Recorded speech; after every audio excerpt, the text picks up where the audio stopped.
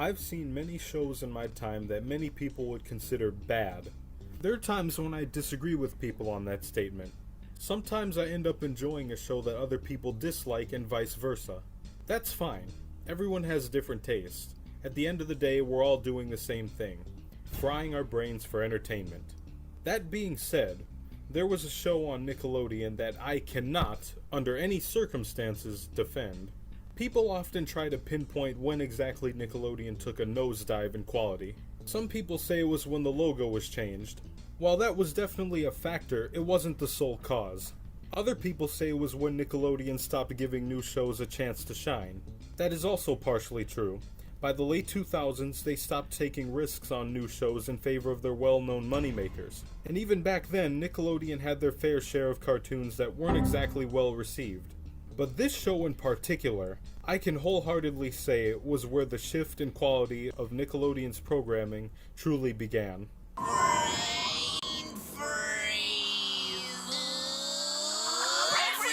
That show was Fanboy and Chum Chum. I believe that this show was widely talked about, but for all the wrong reasons. And we're about to see why. Let's talk about the mess that was Fanboy and Chum Chum. Fire up the grill, summer savings are heating up. Save time and money with free same-day delivery. Let's talk about the mess that was Fanboy and Chum Chum. 2009 was a pivotal point for Nickelodeon. The channel was changing up a few things here and there, mostly to do with the branding. The programming schedule also changed, but not for the better. This was the year that Nickelodeon phased out all of their 90s to mid-2000s cartoons to focus on their modern shows. Many people hated this decision, as the channel had lots of variety with their classic and modern shows running at the same time. But since those shows had stopped producing new episodes, they couldn't continue airing reruns. So instead, Nickelodeon shifted their focus towards their modern programming. In terms of new shows, there were only 3 that premiered in 2009, 2 of them being live-action shows, those being The Troop and Big Time Rush. However, on the animation side, there was essentially nothing. Except for one show. One very different show. Fanboy and Chum Chum would premiere on Nickelodeon on October 12, 2009. During my research, I found out that the show premiered following SpongeBob's Truth or Square. Sounds like a terrible lead-in to a premiere. So anyways, what is this show? Fanboy and Chum Chum is a CGI cartoon about 2 kids of the same name acting like superheroes and doing typical nonsensical things with their friends. Sounds like a standard kids show for the time. I wish that was the case. It ran for 2 seasons and actually went longer than I remember. So let's talk about the characters. The 2 main characters are of course Fanboy and Chum Chum. Fanboy is a nerd kid wearing a "we have a Bart at home" outfit. He likes superheroes and comics and stuff. Chum Chum is exactly like Fanboy minus a neck and any form of height. And together the 2 are as bearable as my bowels after Chipotle. I don't know why I made that joke. Nickelodeon shoved as much hyperactivity as they could into both of these characters. High-pitched voices combined with insane pacing makes the show very hard to enjoy. They live together by themselves in the city of Galaxy Hills, and their parents are never mentioned as far as I can tell. They probably saw this crap beforehand and dipped. As expected, there's a large supporting cast. Frequent characters include Kyle, who's basically the Squidward of the show, Oz, the Discord mod, Boog, Manarctica, Lenny, and Michael Johnson. Chim Chump rocks! Hee hee! That movie was bad! Shamo! Oh my god. And I might as well talk about the most obvious thing so far. The absolutely nauseating character designs. Fanboy and Chum Chum's designs are probably the least hard to look at.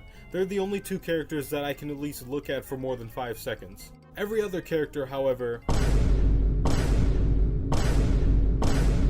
It looks like they tried to give their characters those bizarre shapes for body types you'd see in most Canadian cartoons. Except there's a reason it worked in those shows. Those shows are in 2D. It doesn't exactly work in 3D animation. And the animation style itself is one that I can't really describe. For years I've just been calling it the Fanboy and Chum Chum style.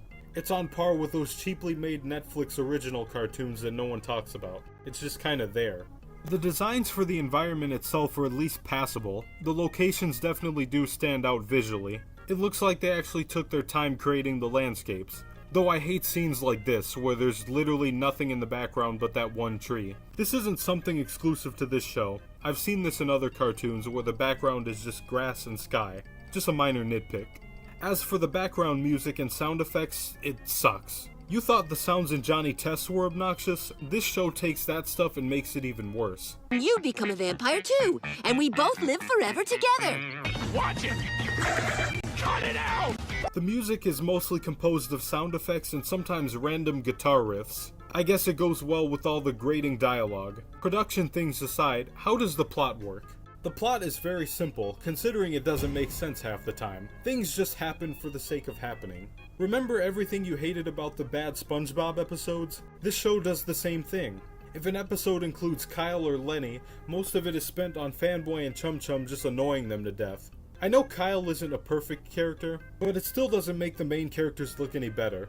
Honestly, considering Kyle knows wizardry, I'm not sure why he doesn't just end both of these guys together. Anyways, now we're gonna talk about the most painful part of the show. The humor. For the record, I am not one to tell people what's funny and what isn't. People laugh at very stupid things. Humor is of course subjective. This show's humor is horrible. It is nothing but brain rot. I'd go as far as to say this is where brain rot in cartoons began. Loud and obnoxious noise, high-pitched voices, dumbassery, and let's not forget the mountain of gross-out humor. They aren't even trying to be funny with this, it's just flat-out disgusting. I don't even like looking at this stuff. There's no joke or punchline, it's just toilet humor. Gross out, butts, farting, borderline foot fetish scenes. I guess that comes with it being a Nickelodeon show after all. It's like that order of fries you automatically get with your burger. You don't want it, but what else can you do? The episode I wanted to highlight in particular is called Fanboy Stinks. The title is literally the plot. There is nothing to enjoy about this episode. The entire runtime is filled with Fanboy being as disgusting as he can with nothing to gain from it. I could barely find any footage of this episode online, and this might be one of the few times I'm glad that happened. I don't want to see this again. I've mentioned in a previous video that I hate Ren and Stimpy, and this is exactly why.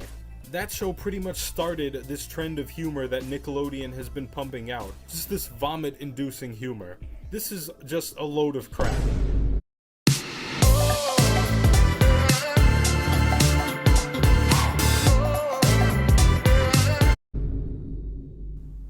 Anyways, let's keep going. Now let's talk about the thing that a lot of people still hate about this show. Nickelodeon picked this show instead of Adventure Time. This is always one of the first things brought up whenever Fanboy and Chum Chum is brought up, so I'll go ahead and get this out of the way. If you don't already know, the Adventure Time pilot aired on Nicktoons in 2007. This was of course a test to see if the show was a good fit for the channel. When given the choice, however, Nickelodeon rejected Adventure Time, as they had their hearts set on another show. That ultimately ended up being Fanboy and Chum Chum. Now, on the surface, this sounds like a boneheaded decision. Considering the huge success Adventure Time would go on to receive on Cartoon Network, this seemed like a huge loss for Nickelodeon. But think about it this way. If Nickelodeon did get Adventure Time, it wouldn't have been successful.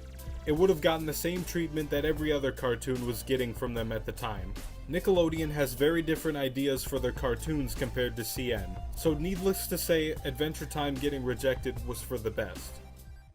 Moving back to Fanboy and Chum Chum, the show ran for 2 seasons from 2009 to 2012. I could have sworn that this show ended way before that, but I guess I was wrong, unfortunately.